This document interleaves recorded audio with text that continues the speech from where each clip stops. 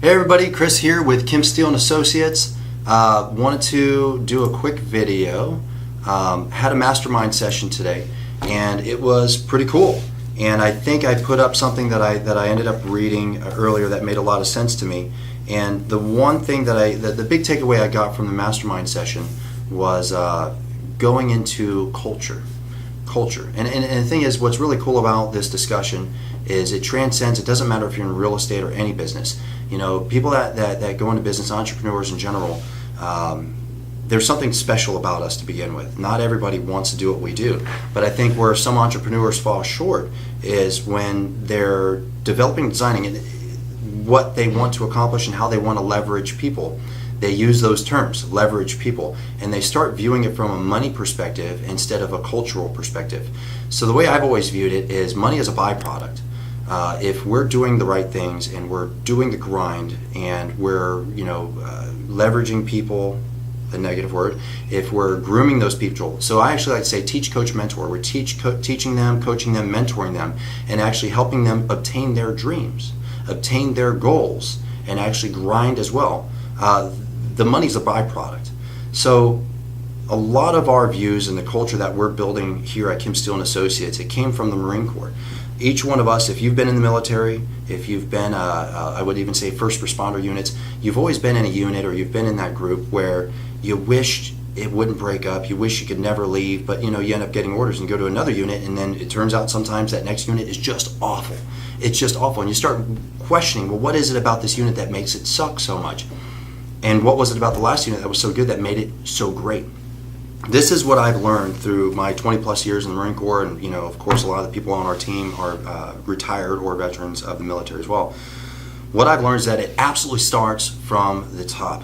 The actual leader in the real estate business, I think when people build a team or brokerage, there's two different intents that are taking place. Not saying everybody's like this, so please, if you watch this, because I've already had a couple who are like, well, that's not true, not everybody does that. Of course not everybody does that, all right? But if we were being honest with ourselves, there's a lot of people that are like this. There's a lot of teams, they build the team, in my opinion, for the wrong reason. They're building a team because, well, if I crank more people in, I'll make more money. They're being driven by money, and really, if you look at it, well, if they produce, then I make money. Well, so basically, you're trying to create a brokerage without the liability. That's not creating a team, and that's kind of what a brokerage is. People show up, they say, I want to be part of your brokerage. They hang their license there. The broker takes on a majority of the liability. They either produce or they don't produce. They have to pay for their own stuff. Sometimes you go to a different brokerage where they'll help you to a point, but honestly, you're paying for everything. You're figuring it out on your own. You're alone and afraid. Some brokerages, they'll give you training, but still, at the end of the day, it's just a brokerage. But if you're part of a team and it's being designed and built as a brokerage, is that effective for the individual being team? And in my opinion, you might as well just stay with a freaking brokerage and save some of your money, right? So what we started developing, why should you build a team? In my opinion, the reason to build a team on the real estate side, we're talking about real estate right now, is you have somebody that's a rainmaker. I'm a rainmaker. I know how to bring opportunities in, whether it's buyer opportunities, people that are selling, and I'm willing to sit down, teach, coach, and mentor the agents that are coming on to more or less take what I'm giving them, which are opportunities, and continue to grow and expand their business and give them education as well along the way. And the money is the byproduct. The money isn't the purpose and intent for what we're doing. I've learned that through, like I was saying in the military, it starts as at the top, the leader, the individual, and their mindset and how they view the individuals. If you have a leader that's in the military and they look at a troop and say, well, there's a dirty troop and those guys suck, and the chiefs suck, and everybody sucks. Well, guess what? They do. They're going to suck. Everybody's going to hate you. The unit's going to stink. Nobody wants to be there. As opposed to looking at everybody individually and trying to build all of those individuals to win and succeed, and in turn start creating a culture. The cultural direction starts with the leader. What do we want to accomplish? How do we want it to feel while people are here? What's our intent? What's our mantra? What's our mission? Am I willing to do all these things? Instead of saying, well, just go out there and make cold calls. Just go out there. Well, am I willing to do it? Have I done it? Do I know how to do it? Can I bring somebody in that knows that skill? If you're not doing it yourself, if you as a leader are not willing to do these things yourself, you're not leading. You're just pointing your finger at people and telling them to do stuff, especially if you've never done it. That's just the goofiest thing ever. And we just had somebody join our team recently, and that's pretty much what was happening. Well, just do it, and you're doing it wrong. But this guy had never done what he was asking him to do, and somehow he's still supposed to give him guidance and advice. Mind-blowing, right? So in my opinion, as a leader of a business, small business, doesn't matter what the commodity is. It could be smoothies or milkshakes. Sit down, and you should know within your heart and within yourself, what is the culture that I'm trying to create and what am I trying to accomplish? A. B. What do I have to structure within my day, every day, in order to accomplish what I'm trying to do? And I think that's important because I mention this to our team all the time. I think parents lie to their children. Johnny comes up and says, "Mommy, Daddy, I want to be an astronaut." Oh, that's great, Johnny. You can be anything you want. Now, here's the truth. They're lying to their son. Why are they lying to their son? Because that's what we feel like we're supposed to say. Here's the thing. Johnny sucks at math. Johnny's awful at math. He doesn't like going to school. He's got attitude problems. He doesn't want to focus. He just knows he wants to be an astronaut. Here's the truth, Johnny, because your parents won't tell you the truth. Here's the truth. If you do good actions consistently for an extended period of time, Johnny, you can become an astronaut. But if you stay down the path that you're on, you will never become an astronaut, Johnny. Your parents lied to you. So there's a secret to success. They have books. They got all these thousands. People spend hundreds of thousands of dollars. They've built entire religions on it. Scientology. Yeah. Anyways, and it's one of those things where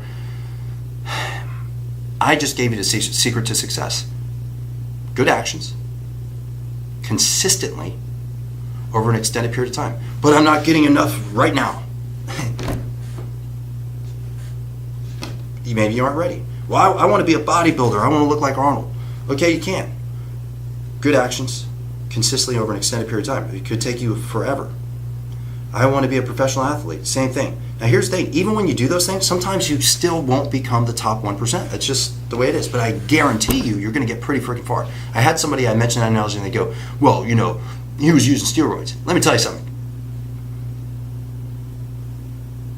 Even using steroids, if that guy was sitting on the couch eating potato chips and watching football and watching TV and doing nothing, there's no way he would have ever looked that good, okay? Even if you have artificial injections into what you're doing, which help. We all, whether it's a business or certain things that we can do that artificially inject into our business to make them grow bigger or faster. The truth is, if you are not doing good actions consistently over an extended period of time, it doesn't matter. So you as a leader, in my opinion, need to sit down and say, this is the culture I'm trying to create. Here are the actions that need to take place.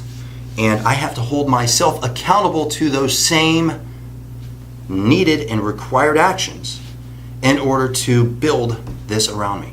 And I think that's why we've personally had so much success. And I know when I sit down and I communicate with other successful agents, today the Mastermind, you had the number 2, number 3, and number 4 agents in the entire Temecula Valley, actually in South Riverside County. That's huge. You're talking about a lot of transactions and deals. And I bet you if you sit down and whatever your industry is, if it's not real estate or whatever it is, if you're an entrepreneur, if you're a real estate investor, or like I said, if you're a restaurant guy, whatever it is, if you sit down and you talk to the people that are successful, they're going to tell you a lot of the same things. So create a culture. And in order to create a culture, you need to understand what that is in your heart and change the way that you think and the words that you use in order to create that culture. Because I think what I'm seeing that's being bred and taught online and that people are consuming is, get your money, just grind and work really hard, and leverage other people and just make them do stuff, and screw them if they don't get paid. Not saying it's wrong. I'm just saying maybe if you actually change the way that you word it and the way that you voice it.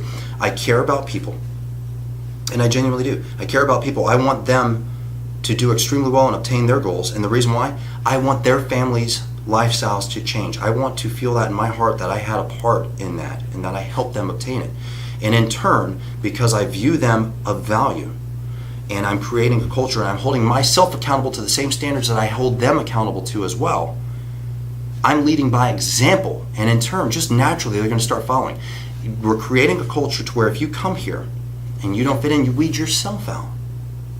As opposed to a culture where, you just show up, do stuff, and, we're gonna make money.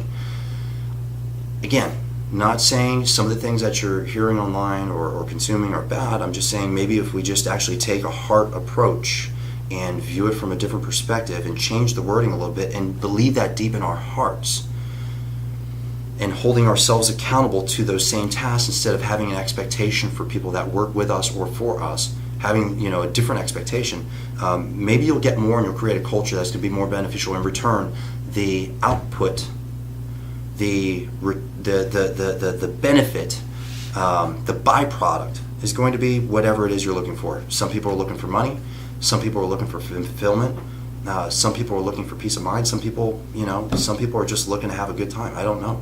Whatever it is, that should become the byproduct. So that's my little thing. It was probably the best takeaway I got from the Mastermind today is culture, and learning to, instead of just trying to push culture, understanding yourself, adjust how you think, adjust the way you believe, and then putting yourself to task and holding yourself accountable first before you have those expectations for somebody else. Again, thanks everybody. I'm getting a lot of feedback on these, and it's funny because I'm not seeing all the likes, the shares, or the comments, but I'm getting a ton of feedback, people walking up to talk to me, PMs, things like that. Do me a favor, like, share, comment. If you're seeing stuff and you actually think it's beneficial and you think somebody else could actually get down on what I'm saying, share it out there. Put it out into the Facebook world. It's going to be right down over there. You hit the little share button. I appreciate you all, and I will be putting out probably something tomorrow. Have a good one.